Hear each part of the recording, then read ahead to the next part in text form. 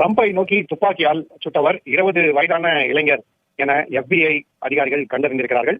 ஆரம்ப கட்ட விசாரணையிலே அவரது பெயர் ஜார்ஜ் மேத்யூ க்ரூக்ஸ் என தெரிய வந்துள்ளது. அவரிடம் எந்த அடையாள அட்டையும் இல்லை எனவும் வேறு வழிகள் மூலமாக இந்த தகவல் கண்டறியப்பட்டுள்ளது எனவும் FBI சேர்ந்தவர்கள் தெரிவித்திருக்கிறார்கள். FBI அதிகாரிகள் இவர்தான் ட்ரம்பை நோக்கி துப்பாக்கியால் சுட்டார் எனவும் அப்போது பதிலடியாக பாதுகாப்பு படையினர் அவர் மீது துப்பாக்கி சூடு நடத்தியதில் அவர் தலையிலே குண்டு பாய்ந்து அவர் உயிரிழந்தார் எனவும் தெரிவித்திருக்கிறார்கள்.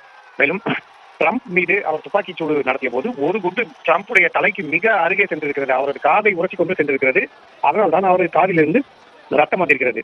அந்த அளவுக்கு துல்லியமாக அவர் சுட்டிருக்கிறார். மிகவும் அதிர்ஷ்டவசமாகவே ட்ரம்ப் உயிர் தப்பியிருக்கிறார் என சொல்லலாம்.